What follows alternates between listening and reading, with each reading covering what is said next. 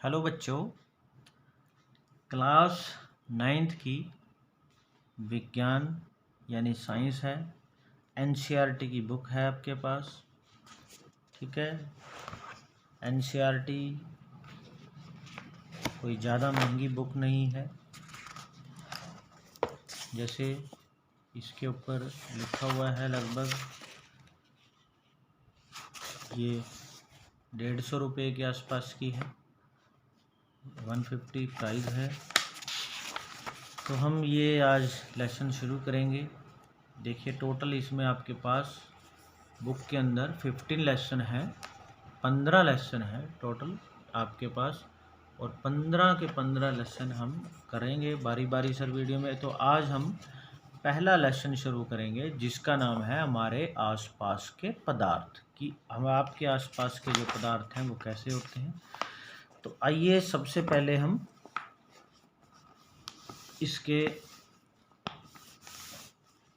इसको पढ़ते हैं। लेसन को आपने भी साथ के साथ पढ़ना है। अगर आपके पास बुक है तो आप बुक में से पढ़िए।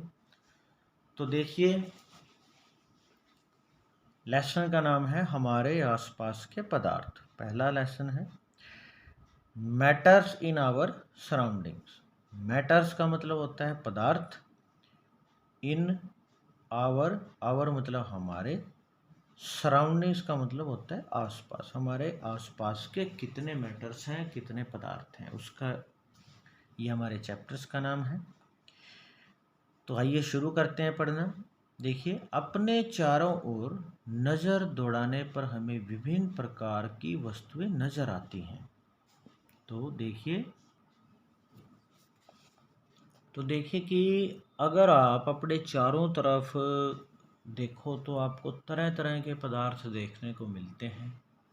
जैसे आप अपने जिस घर के अंदर रहते हो, जब उसको बनाया गया था, उसको ईंटों से, सीमेंट से, फिर उसमें पानी भी मिलाया गया सीमेंट के अंदर, तभी वो सीमेंट और रेत में पानी मिला के ईंटें जुड़ी हैं।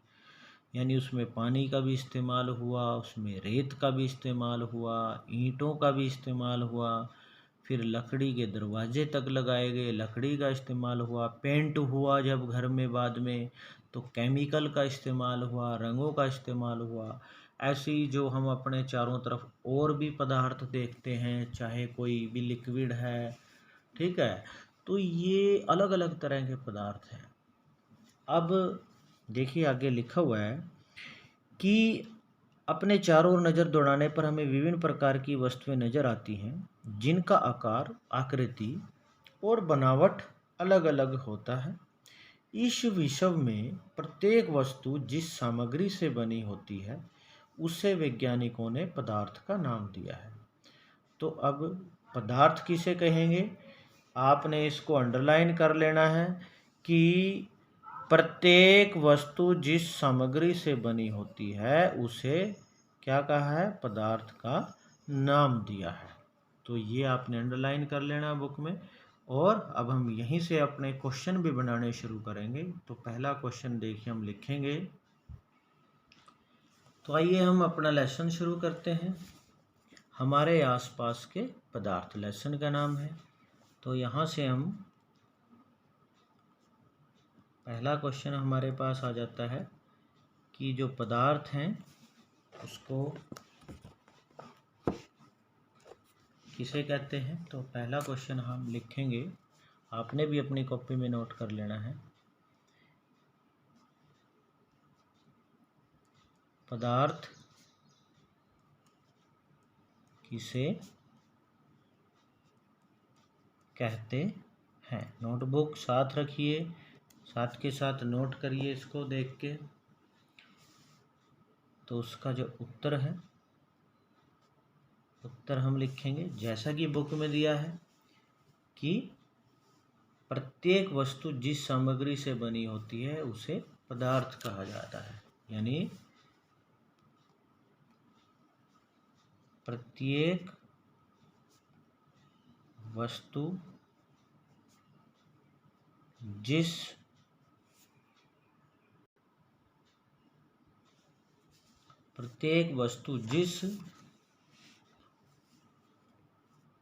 सामग्री से बनी होती है, सामग्री से बनी होती है,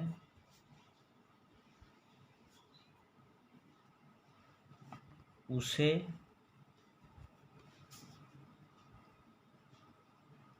पदार्थ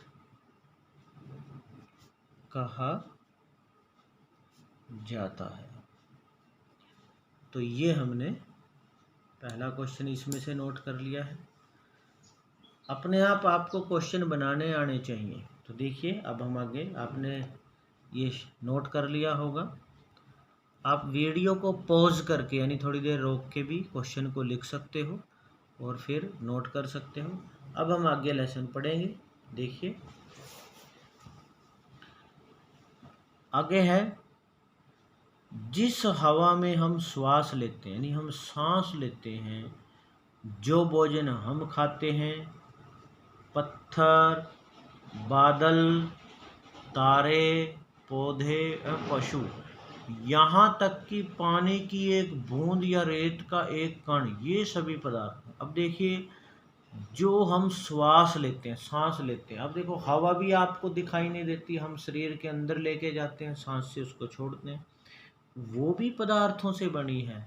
हालांकि चाहे हमें वो नहीं दिखते, फिर भी उसमें नाम मात्र छोटे से छोटे पदार्थ होते हैं। आगे दिया है कि ध्यान देने योग्य बात यह भी है कि ऊपर लिखी सभी वस्तुओं का द्रव्यमान होता है। द्रव्यमान क्या होता है कि वो जिस भी द्रव्य से बनी होती है उसका मान कितना होता है। तो हर वस्तु चाहे हमें वो दिखती भी है या नहीं दिखती है, तो हर एक वस्तु का द्रव्यमान होता है और ये कुछ स्थान घेरती है और इसी को हम क्या बोलते हैं, आयतन भी बोलते हैं। तो अब प्रश्न यहाँ पे आएगा कि जो आयतन है वो किसे कहेंगे, तो ये भी हम अब नोट कर लेते हैं। तो देखिए अब हम नोट करेंगे। क्वेश्चन हो गया कि आयतन किसे कहेंगे, तो हम लिखेंगे यहाँ से दूसरा क्वेश्चन हम लिखेंगे। ये छोटे क्वेश्चन है बच्चों, जैसे छोटे छोटे, आयतन किसे कहते हैं, ये भी वस्तुओं से के द्रव्यमान से मिलकर बनेगा।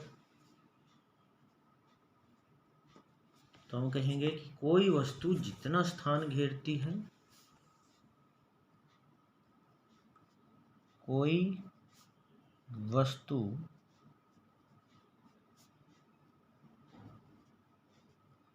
जितना स्थान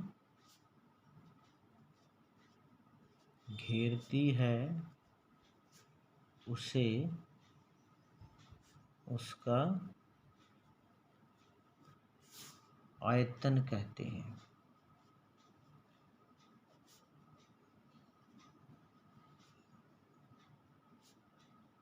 सॉरी, अब इसमें एक क्वेश्चन, हमने द्रव्यमान तो कहा है, पूछा ही नहीं। अगर पूछा जाए कि मैं थोड़ा सा वैसे लिख देता हूँ कि द्रव्यमान किसे कहते हैं, तब भी आप ये लिखें कि कोई वस्तु जितना स्थान घेरती है, यानी जिस कोई भी वस्तु जितने द्रव्य से बनी होती है उसको उसका द्रव्यमान कहते हैं।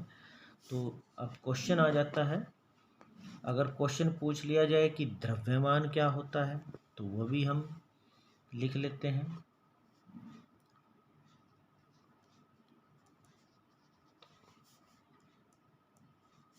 हालांकि लगभग है समान, लेकिन फिर भी हम लिख लेते हैं, द्रव्यमान किसे कहते हैं, तो इसका उत्तर लिखेंगे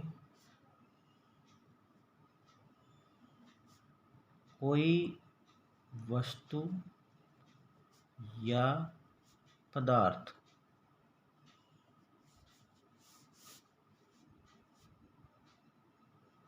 कोई नहीं लिखना आपने, यहाँ किसी लिखना है, किसी किसी वस्तु या पदार्थ में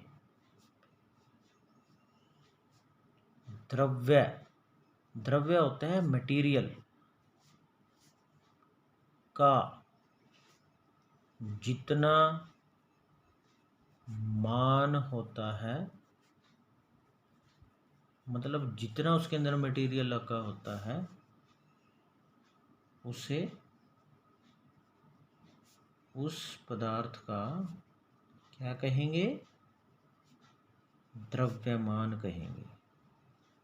द्रव्यमान कहेंगे या कहते हैं।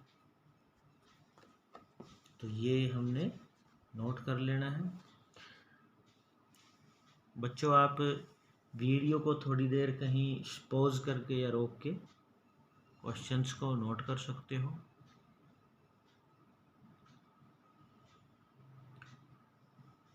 उसके बाद हम आगे पढ़ेंगे। तो देखिए आगे क्या है। प्राचीन काल से ही मनुष्य अपने आसपास को समझने का प्रयास करता रहा है। भारत के प्राचीन दार्शनिकों ने पदार्थ को 5 मूल तत्वों में वर्गीकृत किया है, जिसे पंच तत्व कहा गया है। यानी हमारा जो इतिहास है उसमें जितने भी संत महात्मा भी हुए हैं या दार्शनिक हुए हैं, उन्होंने कहा है कि इंसान का जो शरीर है वो 5 तत्व से मिलकर बना है। और वो 5 तत्व क्या हैं? वायु, पृथ्वी, अग्नि, जल और आकाश। तो दार्शनिक थे जो पुराने, उन्होंने कहा है कि पदार्थों को 5 तत्वों में मूल जो तत्व हैं वो इन 5 तत्वों से मिलकर बने हुए कहा है। उनके अनुसार इन्हीं पंच तत्वों से सभी वस्तुएं बनी हैं, चाहे वो सजीव हो या फिर निर्जीव। सजीव किसे कहेंगे? जो सांस लेते हैं, चलते हैं, फिरते हैं, मतलब या कह लो मेन तो कहेंगे हम जो सांस लेते हैं वो सजीव है। और निर्जीव जो सांस नहीं लेते, जिनके अंदर कोई जीवन नहीं है, वो निर्जीव हैं। उस समय के यूनानी दार्शनिकों ने, यानी जो यूनान के दार्शनिक थे, उन्होंने भी पदार्थ को इसी प्रकार वर्गीकृत किया है। तो यहाँ से भी हमारे पास कुछ क्वेश्चन बने हैं। तो देखिए वो क्वेश्चन क्या है वो भी हम लिख लेते हैं। तो यहाँ से हम अगला क्वेश्चन लिख रहे हैं 4th। ये सभी छोटे छोटे क्वेश्चन हैं। तो पहला यहाँ पे हम क्वेश्चन लिख रहे हैं कि प्राचीन दार्शनिकों ने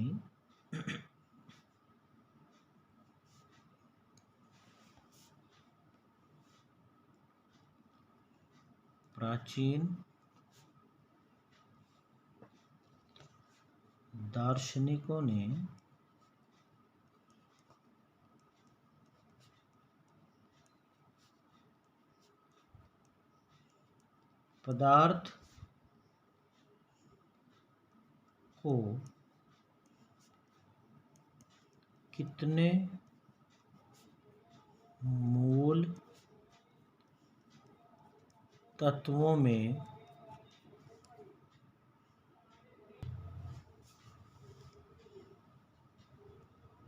वर्गीकृत किया है। तो ये 5 तत्वों में किया है प्राचीन दार्शनिकों ने। तो हम लिखेंगे प्राचीन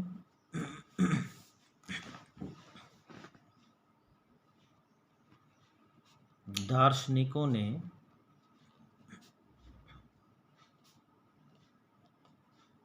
पदार्थ को 5 मूल तत्वों में वर्गीकृत किया है। 5 तत्वों में कौन कौन से हैं वो? वायु, दूसरा है पृथ्वी, अग्नि, जल और आकाश। तो ये 5 मूल तत्व हैं जो प्राचीन प्राचीन दार्शनिकों ने बताए हैं। उसके बाद हम अगला प्रश्न यहाँ लिख लेते हैं। हालांकि आप छोटी क्लासेस से उसको करते आ रहे हो कि सजीव पदार्थ किसे कहते हैं या सजीव किसे कहते हैं।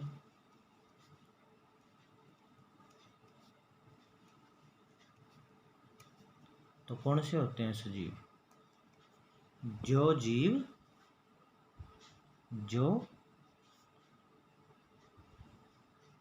जो सांस लेते हैं उन्हें सजीव कहते हैं। संजीव मत कह देना, सजीव यानी जो सांस लेते हैं। जैसे कौन कौन से लेते हैं? एक तो मनुष्य तो हो ही गया, मनुष्य हो गया, पशु हो गए, पक्षी हो गए, पेड़ हो गए, ठीक है, पेड़ पौधे और भी छोटे छोटे कीट पतंगे, ठीक है। तो ये सारे ही छोटे कीट पतंगे जो उड़ते हैं, छोटे छोटे नहीं दिखते, ये सारे ही सजीव हैं, ठीक है। जीवाणु, ये सारे भी हम सजीव कहेंगे। और दूसरा है, छठा प्रश्न हो जाएगा छोटा इसमें कि निर्जीव किसे कहते हैं।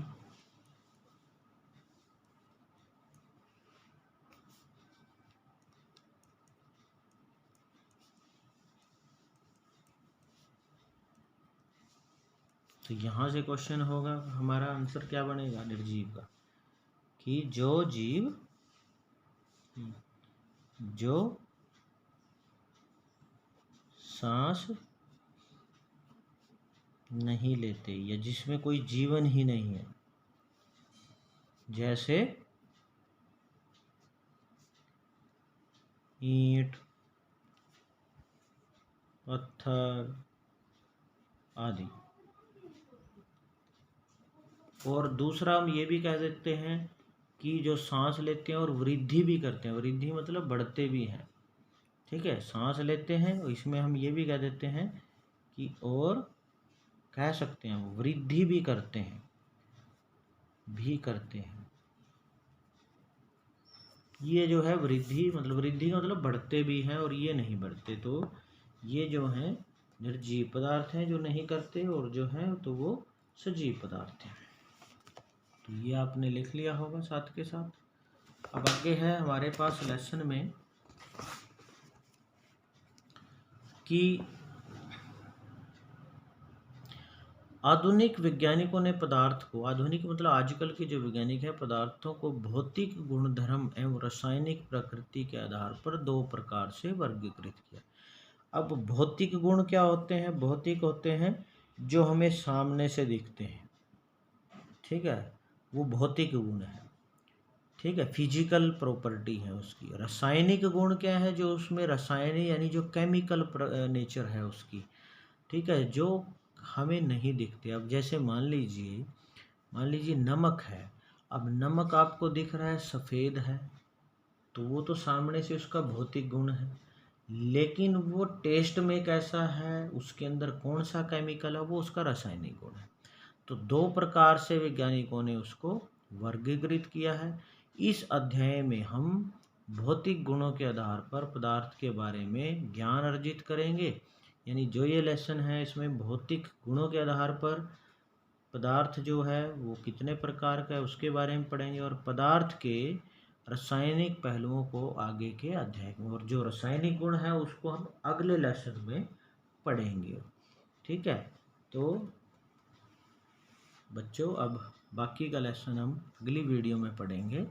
तो यहाँ तक जितने भी हमने क्वेश्चन थे ये कॉपी के अंदर, तो आपने इनको अच्छे से पढ़ना भी है और साथ के साथ बुक में से लेसन को भी पढ़ना है।